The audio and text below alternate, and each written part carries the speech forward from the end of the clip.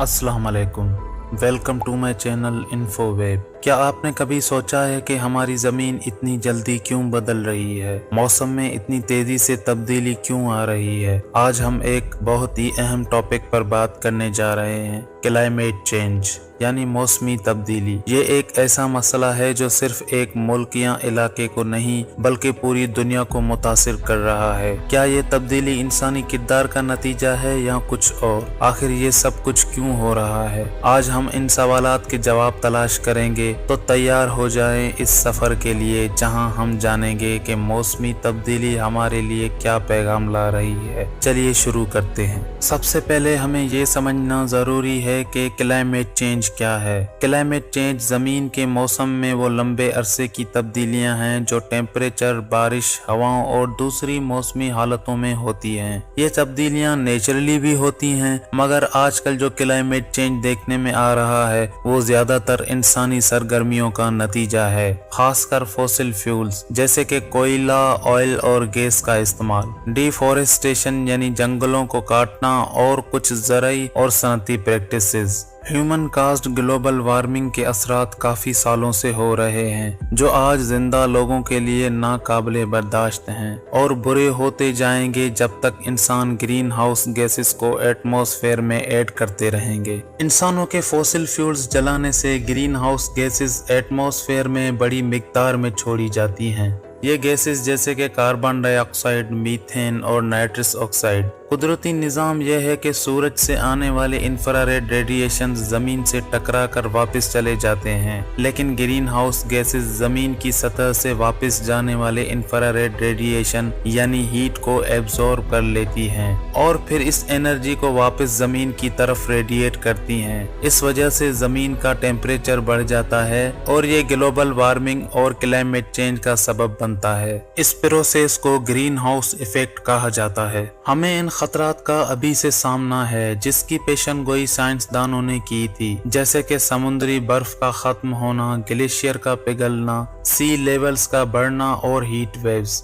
साइंसदानों की पेशन गोई के मुताबिक ग्रीन हाउस गैसेस की वजह से ग्लोबल टेम्परेचर बढ़ता रहेगा, जमीनी दर्जाए हरारत में इजाफा होगा और ये मजीद शिद्दत इख्तियार करेगा। कुछ तब्दीलियां जैसे कि कहत, जंगल की आग और इंतहाई बारिशें साइंसदानों की रिसर्च के मुताबिक पहले के मुकाबले में ज्यादा तेजी से हो रही हैं। यूनाइटेड नेशंस का कायम करदा इदारा IPCC यानी inter governmental panel on climate change, जो कि क्लाइमेट चेंज से मुतल्लिक ऑब्जर्वेशन करता है, उनके मुताबिक आज के दौर में इंसानों ने कभी पहले इस कदर तब्दीलियां नहीं देखी हैं जो हमारे ग्लोबल क्लाइमेट में हो रही हैं, और इनमें से कुछ तब्दीलियां अगले चंद 100 से लेकर 1000 सालों तक बरकरार रहेंगी। साइंसदानों के मुताबिक ग्रीन हाउस गैसेस की वजह से ग्लोबल टेम्परेचर आने वाली कई दिहाइयों तक ऐसे ही बढ़ता रहेगा। 2021 में पब्लिश की गई IPCC की 6th असेसमेंट की रिपोर्ट के मुताबिक ह्यूमन इमिशन गैसेस ने क्लाइमेट को मजीद गर्म कर दिया है। साल 1850 से 1900 तक तकरीबन 1.1 डिग्री सेल्सियस का इजाफा हुआ है। अगले चंद दिहाइयों में ये टेम्परेचर 1.5 डिग्री सेल्सियस तक बढ़ सकता है। ये तब्दीलियां ज़मीन की सभी इलाकों को मुतासिर करेंगी। 2015 में इंडिया और पाकिस्तान में डेडली हीट वेव रिकॉर्ड की गई। खदशा है कि ऐसी हीट वेव हर साल पड़ सकती है। नासा के रिकॉर्ड के मुताबिक 2023 का समर सीजन अर्थ के रिकॉर्ड में सबसे गर्म समर सीजन था। इसका एवरेज टेम्परेचर 1951 से लेकर 1980 के दरमियान के मुकाबले में 1.2 डिग्री सेल्सियस ज्यादा था।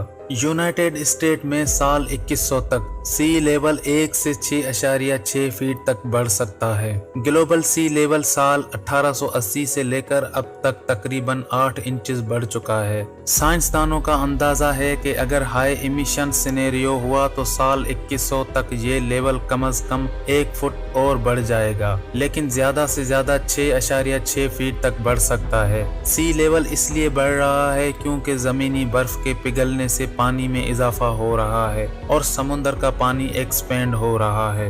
क्लाइमेट चेंज से होने वाले असरात की शिद्दत का इन्हिसार इंसानी सरगर्मी पर है। मजीद ग्रीन हाउस गैसेस इमिशंस मजीद क्लाइमेट एक्सट्रीम्स और वसी पैमाने पर तबाहकुन असरात को जन्म देंगे।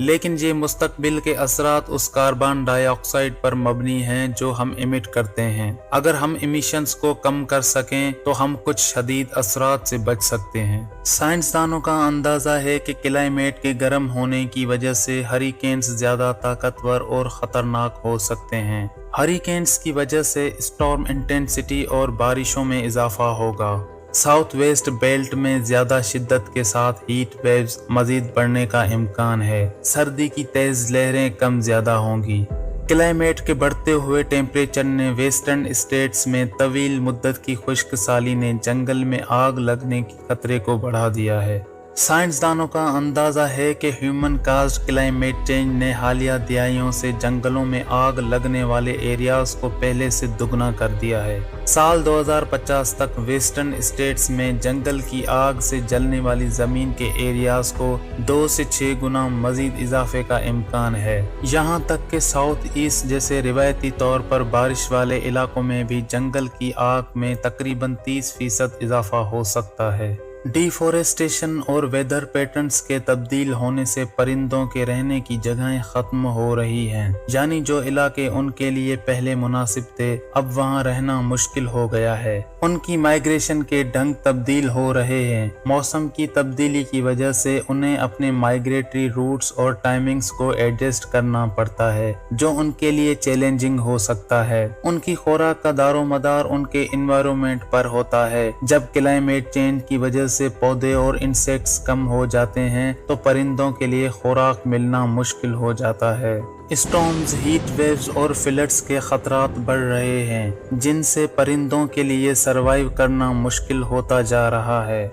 ज्यादा गर्मी, पॉल्यूशन और कमजोर फूड सप्लाई से परिंदों का इम्यून सिस्टम कमजोर हो रहा है, जिससे बीमारियां बढ़ रही हैं। इन सब असरात की वजह से परिंदों की आबादियों में वाज़े कमी हो रही है और कुछ स्पीशीज के खत्म होने का भी खतरा है। आर्कटिक ओशन में समुद्री बर्फ के मुसलसल कम होने का खदशा है। एक अंदाजे के मुताबिक मिड सेंचुरी से पहले आर्कटिक ओशन आइस फ्री हो जाएगा। नॉर्थ ईस्ट एरियाज में हीट वेव्स, बारिशों का ज्यादा होना और सी लेवल्स का बढ़ना कई चैलेंजेस को पैदा कर सकता है। यहाँ के इंफ्रास्ट्रक्चर, एग्रीकल्चर, फिशरीज और इकोसिस्टम ज्यादा से ज्यादा मुतासिर होंगे। जमीन के मुख्तलिफ हिस्सों में नदियों और दरियाओं के बहाव में तब्दीलियां, पानी की फराहमी में कमी, फ्लडिंग से इंफ्रास्ट्रक्चर को खतरा और सी एसिडिटी में इजाफे के खतरे भी शामिल हैं। फॉसिल फ्यूल्स के इस्तेमाल को खत्म करने का एक तरीका यह है कि एनर्जी को कंजर्व किया जाए और ऐसे एनर्जी सोर्सेज पर स्विच किया जाए जो कि कार्बन पॉल्यूशन का बाइस ना बने। इन एनर्जी सोर्सेज में wind power, solar power, hydro power और न्यूक्लियर पावर शामिल हैं। ये सोर्सेज ना सिर्फ एनवायरनमेंट के लिए बेहतर हैं बल्कि रिन्यूएबल भी हैं, मतलब इनका इस्तेमाल बार बार किया जा सकता है। Cleanly generated electricity fossil fuels को रिप्लेस कर सकती है। ईवी यानी इलेक्ट्रिक व्हीकल्स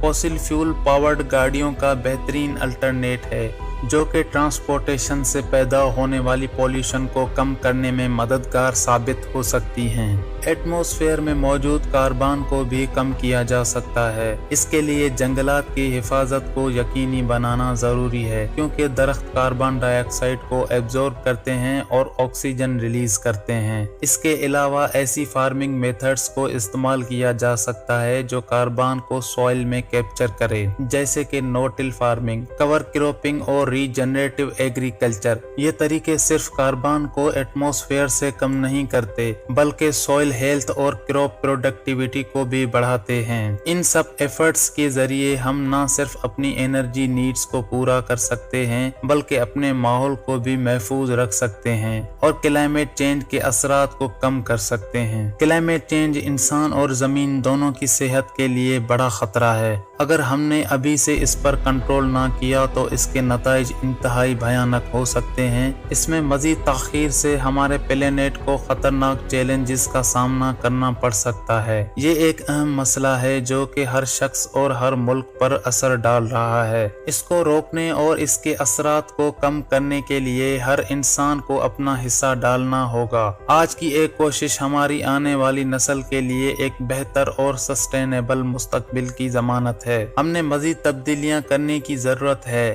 اگر ہم آج ہی گرین ہاؤس گیسز ایمٹ کرنا بند کر دیں اور زیادہ سے زیادہ پلانٹنگ کریں تو آنے والے کچھ سالوں میں زمین کے بڑھتے ہوئے ٹیمپریچر کو کافی حد تک کنٹرول کیا جا سکتا ہے۔ امید ہے کہ آپ کو یہ ویڈیو پسند آئی ہوگی۔ اگر آپ سائنس اور ہسٹری میں دلچسپی رکھتے ہیں تو میرے چینل کو سبسکرائب کریں اور ویڈیو کو لائک کریں۔